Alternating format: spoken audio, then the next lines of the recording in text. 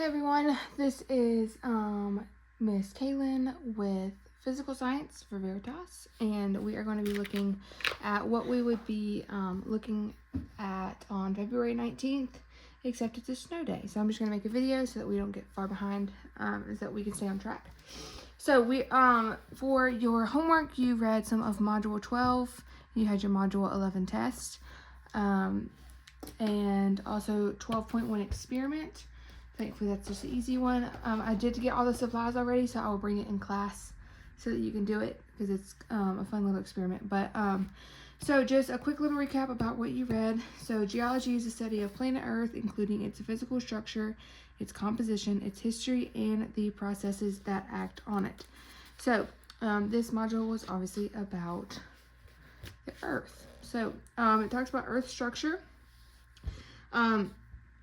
Obviously, we cannot go completely into the Earth structure because not only is it miles and miles and miles and miles and miles, but also it is metal. There's some hard places, and the pressure is so intense that you would be squished.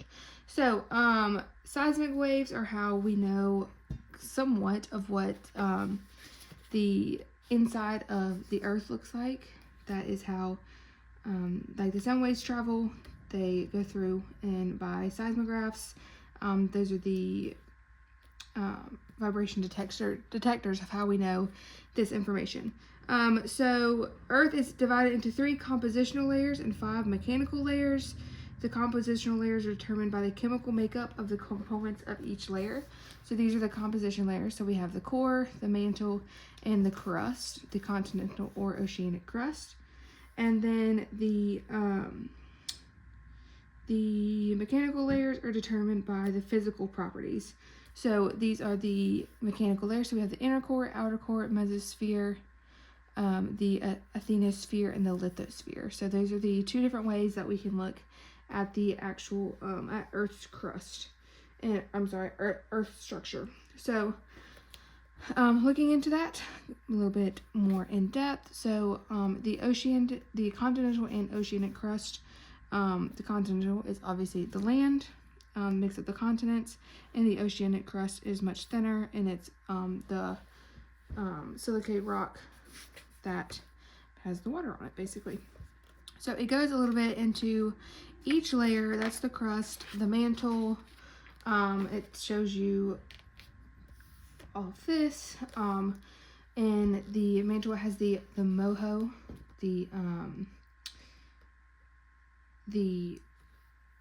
it is discontinued indicator of the surface where seismic waves change velocity. So it marks the boundary between Earth's crust and the beginning of Earth's mantle. So it's right here. That is one of the questions we will be looking at. And then we learned a little bit about plastic rock. So rock that behaves something like a liquid and solid. It's not really liquid, it's not really solid, it's kind of in between. And that leads us to our experiment, which is 12.1. We'll come back to that in a minute, though. I'm going to go through everything that we read.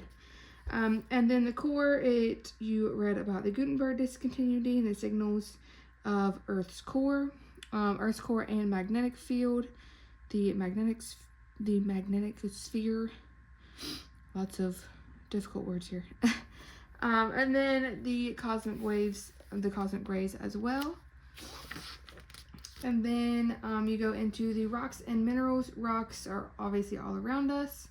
Earth often contains soil and sediment as well as rock. So sediment is a small solid fragments of rock like gravel, sand, silt, mud, or clay.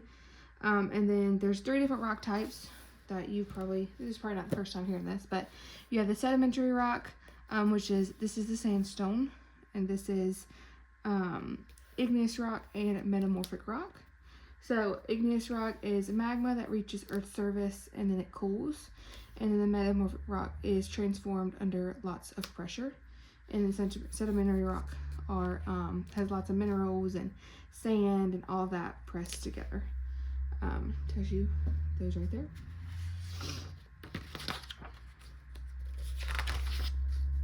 And then a couple last pages that you read about the minerals.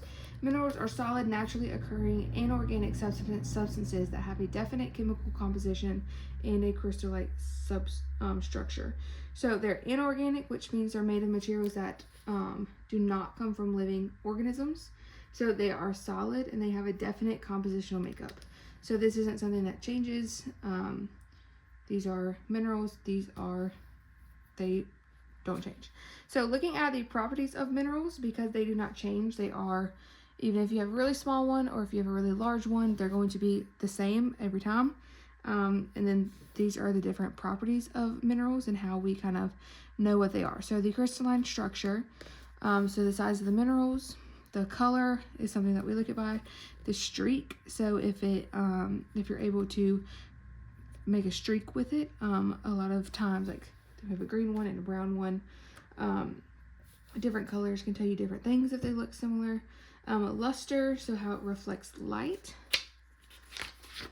And then you also read about the hardness scale.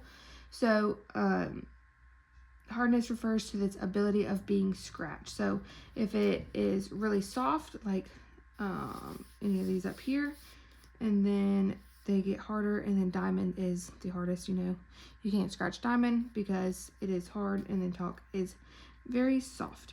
So and then fracture or cleavage. Fracture, the repeating pattern of the atoms and crystals determine how they break, and then the cleavage is the tendency to break along regular well-defined plane.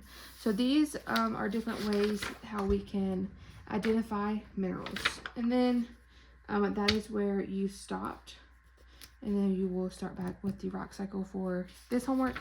But for now, we will go back and look at 12.1 experiment. We'll do that really fast, and then we will do the study guide.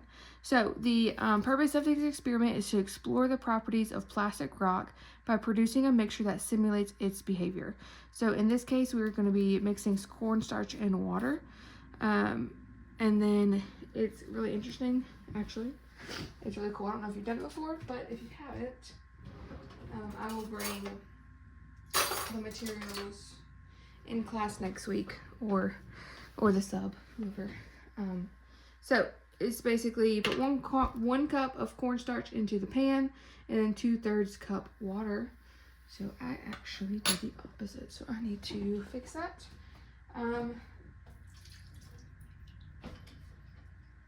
And this is supposed to simulate the plastic rock.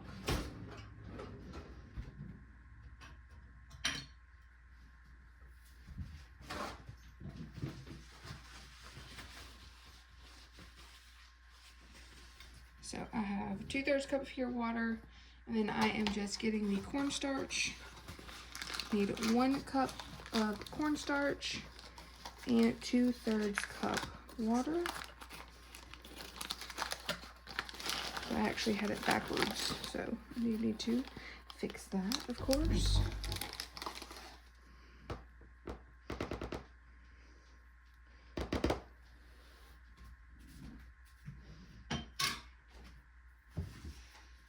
Alright, so we're going to stir it together, and you'll find it very hard to stir at first, but as you continue to stir to the point where it is evenly mixed, you are going to have a cool mixture. So we're going to, let's go ahead and do this first. So I have cornstarch, 1 cup cornstarch. And then I have 2/3 cup water. I'm going to stir it. So at first, it like gets stuck. Because it doesn't mix very well. Like it's just getting stuck on my spoon. But we will stir this as much as we can. And then it says, we're going to put another 1/2 cup of cornstarch in here so that we can see the properties of it. So whenever I scrape it, I'm scraping it pretty good. It's just not properties are so interesting. Sometimes a solid, sometimes a liquid.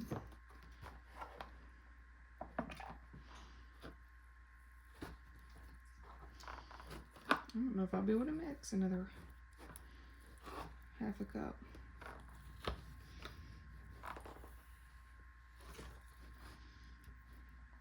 Alright, so if you see, if I do it really fast, it's so hard that you can't even hardly do it. And then if you do it slow, then you can see it puddling up over here. Like I can scoop it and hit it really hard and it's not doing anything. And then it goes back straight to a liquid. So it's not really a solid, it's more not really a liquid. This is like plastic rock. Like I can scoop it and then it just, it's very interesting. It's very fun to play with. So I would pick this up with my hand, but I don't really want to right now. It's very interesting. I will, like I said, bring this to class so you can do it in person, so you all can play with it. But see, I can like, and then it just is a liquid again. It's very, very interesting. If you scrape it, that is basically it. So if I was to add more, it would obviously become more solid and it would be harder to mix. If I was to add more water, it would become more liquidy and it would become much more of a liquid. And then if I added more, I would be able to make like a ball and then it would just turn into a liquid basically. So it is similar to plastic rock because when it's subjected to an erupt force, like you hitting it or scraping it really hard, the mixture is solidified. However, when left alone, the mixture behaves more like a thick liquid, slowly flowing out of your hand like this, like it's just puddled up, but then it is really hard. So when you mix the molecules with water, they don't really dissolve. The molecules just get water in between them. So the water lubricates the molecules as they rub against each other, which allows them to flow like liquid. So it's not really mixing. The water molecules more are like surrounding the cornstarch, and that is why it does this, because if it was a mixture, then it would behave more like a liquid. So regardless, this is how plastic rock is basically. All right, so now moving on, we will look at the study guide. Wait, hold on, not the study guide. Maybe that's it actually, because next week you're doing the study guide. So that was the experiment. Yeah, so I'm sorry, I lied. We're not doing the study guide. We're doing that in class.